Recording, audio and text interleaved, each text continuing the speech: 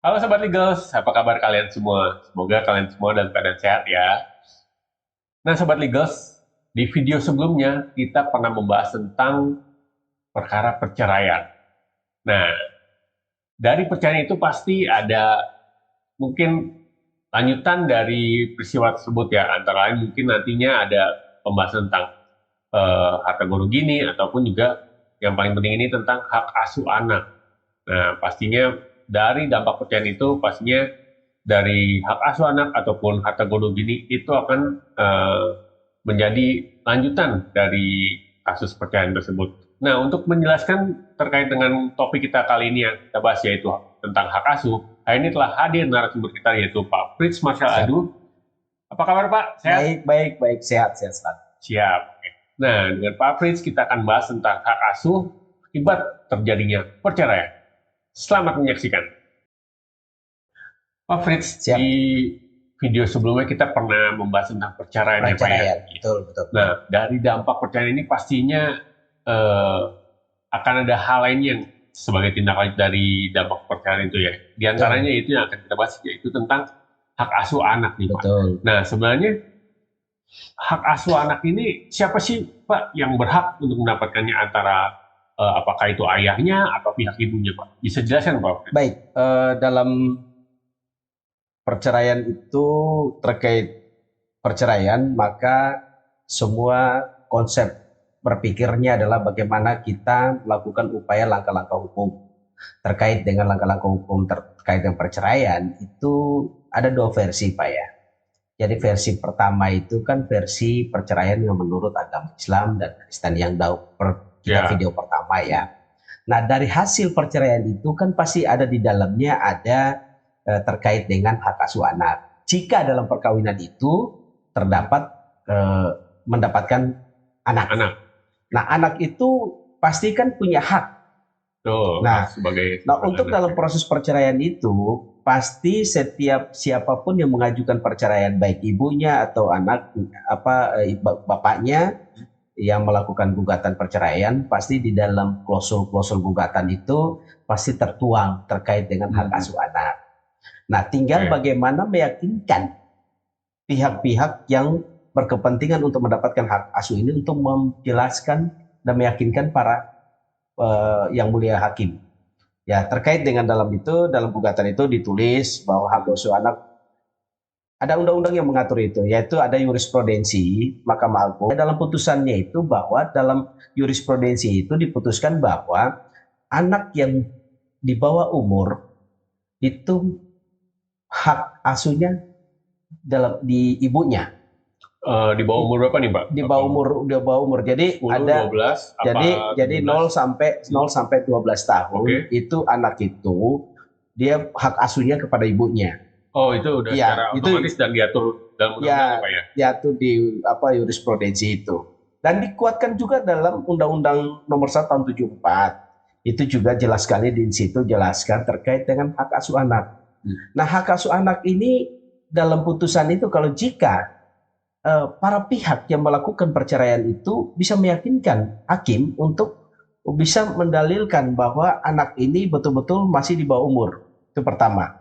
Nah, kita merujuk pada putusan Mahkamah Agung ya kan nomor Oke. 27 itu. Nah, tahun 83 bahwa anak di bawah umur itu adalah pengasuhan ibunya. Jadi secara jelas bahwa anak di bawah umur yaitu 0 sampai 12 12 tahun. tahun itu ke ibunya. Nah, setelah kalau dia 12 tahun, maka itu diberikan untuk memilih. Dia mau ikut Ya, ibunya atau memilih ayahnya kepada gitu. apakah ke ibunya, apakah mau ke ayahnya. Itu terserah anak itu karena sudah dianggap dewasa dalam Oh, menentukan. nah, Itu. berpilihan ya. Iya, jadi kalau hal-hal yang terkait dengan hak asuh ini untuk sementara dalam undang-undang itu diberikan kepada ibunya karena masih di bawah umur. Itu menurut putusan MK Mahkamah Agung. Oh, Gitu, oke. gitu. Pak, misalnya dari rentan waktu, misalnya kan tadi diaturnya dari umur 0 tahun sampai 12 tahun itu Hmm, otomatis ya Pak, karena diatur secara hukum ya, itu udah betul. jatuh ke tangan ibunya. Nah, ini eh, dalam rentan waktu 0 sampai 12 tahun ini dari pihak ayah ini sebenarnya saya boleh nggak sih Pak, maksudnya eh, biasa kan ada tuh kayak kunjungan lah tiap sebulan sekali atau 2 bulan sekali ke pihak Iya, jadi istri dan begini Pak. anaknya itu Jadi ada aturannya sendiri nggak Pak? perceraian ini kan hanya hubungan bapaknya sama ibunya, tetapi tidak menceraikan anaknya kan Ya, gitu. Tidak boleh memutus hubungan biologis antara bapaknya dan ibunya. Kalau ketika dalam putusan pengadilan itu kalau diberikan kepada anak ke ibunya, maka bapaknya punya hak untuk menjumpai anaknya dan memberikan nafkah. Itu diatur di pasal 454 dan ada pasal 45 pas ayat 1 dan ayat 2 itu dijelaskan di Undang-Undang Nomor 174. Jadi sama-sama punya kewajiban, ya kewajiban untuk memelihara anak itu sampai dewasa, sampai 12 tahun gitu loh. Nah, sampai dia kawin. Dan di dalam undang-undang itu jelas sampai dia kawin. Baru dilepas dari tanggung jawab orang tuanya. Nah, tapi kalau masih belum kawin, maka itu masih hak pengawasannya, hak pemeliharaannya masih pada ibu dan bapaknya. Walaupun bapak mamanya bercerai, ya itu diatur di undang-undang seperti itu, Pak Anton. Gitu. Pak Fritz, izin Iya. tanya lagi. Jadi misalnya gini Pak, pada proses perceraian ini biasanya kan ada yang cara baik-baik dan mungkin ada yang karena ada perihal yang tidak kurang mengenakan ya makanya terjadi perceraian. Betul. Nah, apalagi menghasilkan anak. Misal nih Pak, kayak di pihak istri itu dia kurang setuju nih, misalnya pas lagi di hak asuh di tangannya nih, dia nggak setuju nih, oh suaminya nanti mau kunjungan lah, mau anak itu, karena track record yang sebelumnya itu nggak mengenakan bagi pihak istrinya gitu. Itu gimana Pak? Apakah diperbolehkan atau mesti ada agreement sendiri antara ayah dan ibunya ini Pak? Untuk terkait dengan track record orang tuanya, baik antara bapaknya, contohnya bapaknya track recordnya nggak bagus, mungkin dia punya histori yang nggak bagus, mungkin dalam pergaulan atau dunia yang memang ya tidak baik buat anaknya. Khawatir lah, ya dia khawatir lah nanti bisa ikut ya bapaknya. Tetapi tidak menghilangkan kewajiban bapaknya, Pak. Betul, emang tidak boleh menghilangkan kewajibannya untuk memberikan nafkah kepada anaknya. Yaitu dari penghasilan bapaknya kan dia diatur bahwa sepertiga dari penghasilan bapaknya harus diberikan kepada anaknya sebagai tanggung jawab seorang ayah. Jadi apapun itu, kelakuan histori bapaknya tidak betul, tetapi tanggung jawab memberi nafkah itu dia sampai umur dia sampai kawin itu tanggung jawab sepenuhnya Pak. Jadi tidak walaupun ibunya ada punya untuk membatasi dan ibu juga tidak bisa membatasi Pak. Persoalan untuk bapaknya tidak boleh mengunjungi atau menjumpai dia itu juga tidak boleh karena secara biologis itu kan anaknya. Jadi tidak bisa Pak. Itu jadi yang penting adalah kewajiban suaminya tetap bertanggung jawab memberikan nafkah. Maka itulah yang diinginkan oleh undang-undang. Itu Pak. Jadi siap. Nah Pak Fritz, kalau tadi kan menurut aturan undang-undang itu kan anak di bawah umur ya, dari 0 sampai 12 tahun itu secara otomatis jatuh ke ibunya. Betul. Dari rentan waktu 0 sampai 12 tahun ini Pak, ada nggak sih Pak kemungkinan seorang ibu ini kehilangan hak asuh anaknya Pak?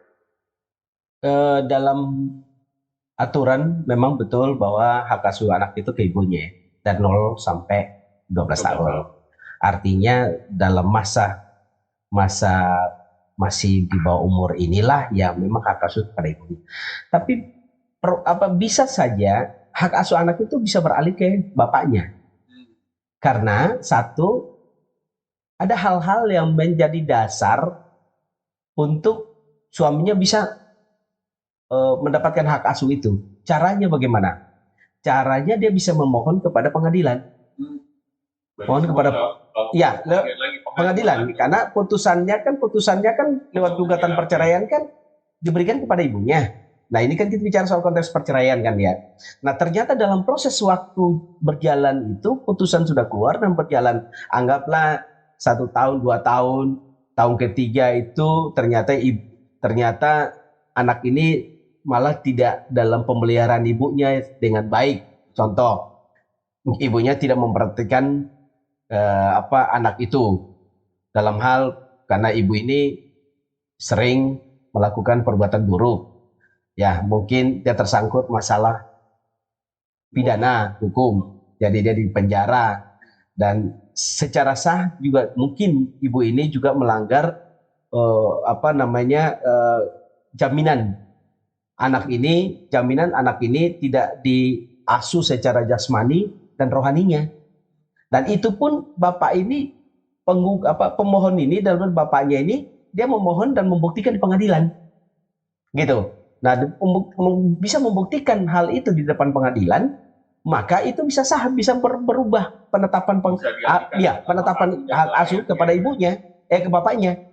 Nah, jadi itu dasar-dasar yang memang bisa kehilangan itu karena ibu itu berperilaku buruk, di penjara karena kasus-kasus. Mungkin bapaknya juga bisa membuktikan ibunya ini sering mungkin melakukan hal-hal dunia hiburan, mungkin jadi tidak hal yang kurang baik lah mungkin ya. Jadi bapak ini bisa membuktikan lah pelanggaran-pelanggaran ibunya sehingga ini bisa menjadi hak asuh anak ini kembali ke bapaknya. Itu. Jadi hal-hal yang menyangkut dengan persoalan penetapan hak asuh anak itu harus melalui proses putusan pengadilan. Jadi pengadilan lah yang memutuskan hak asuh anak ini akan kemana. Ya setelah bapak ini bisa membuktikan ya dalil-dalilnya dalam permohonan itu, maka dia bisa membuktikan dan bisa meyakinkan hakim, maka bisa hak asuh anak itu kepada bapaknya. Gagal besar dari pihak ayahnya ini dia mengajukan gugatan lah ya Pak.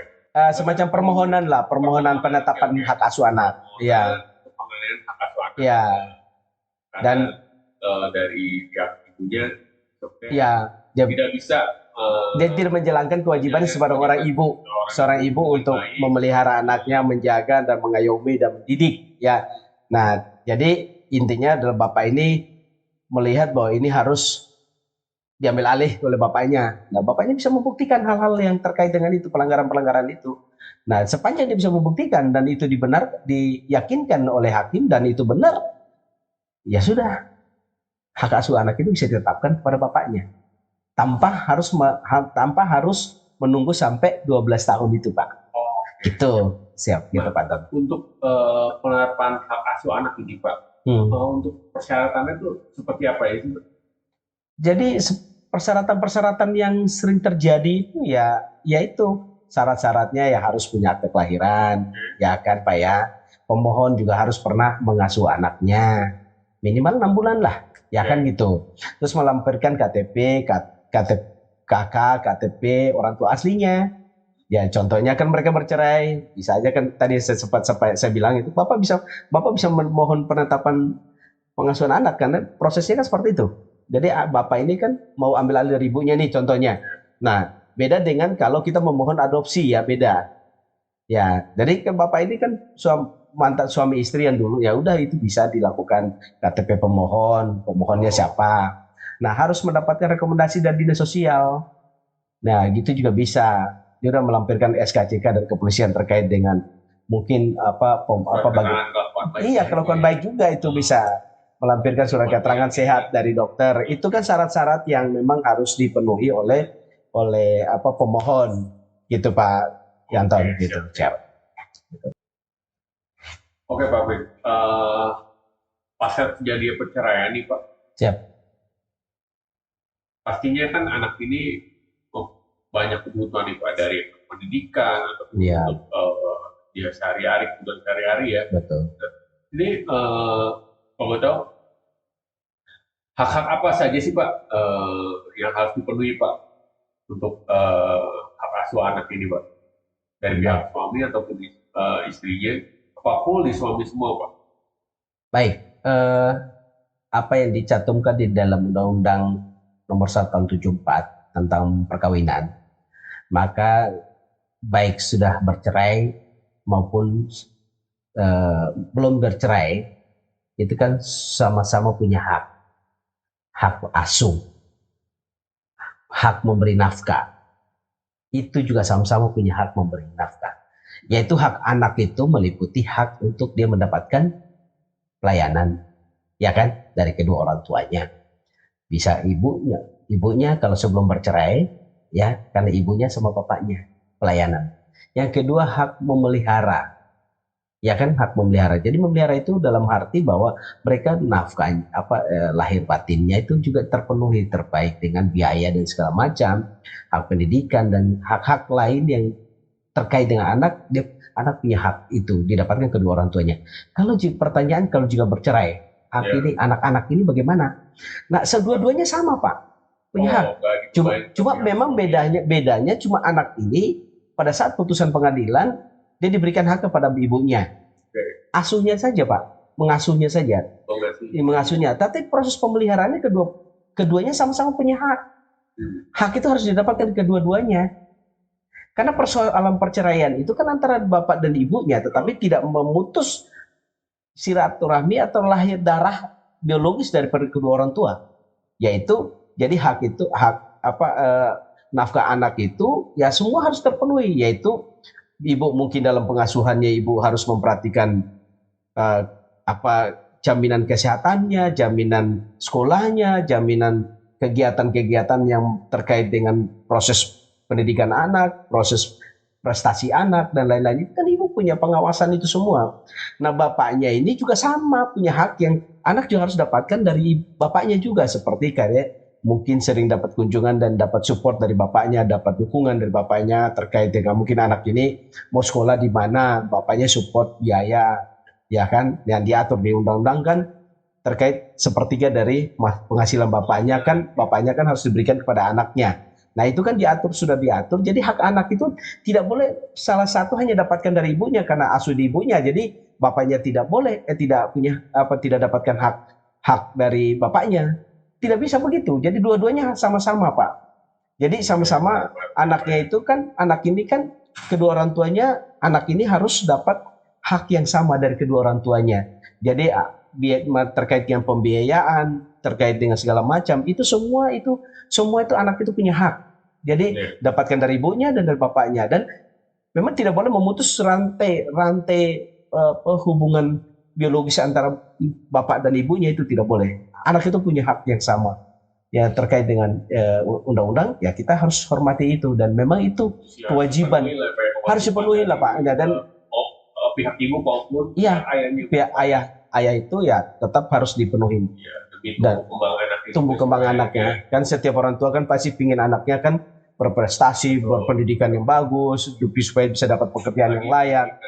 Iya, terutama pendidikan, kesehatan ya, terutama kesehatan. Nah, kita jangan berprinsip bahwa karena sudah cerai, jadi anak ini sakit, jadi bapaknya cuek. Itu nggak boleh. Kan anaknya itu punya hak untuk dapatkan pelayanan dari bapaknya dan perhatian dari bapaknya. Jadi itu hak anak itulah semua harus tanggung jawab kedua orang tuanya, walaupun bercerai.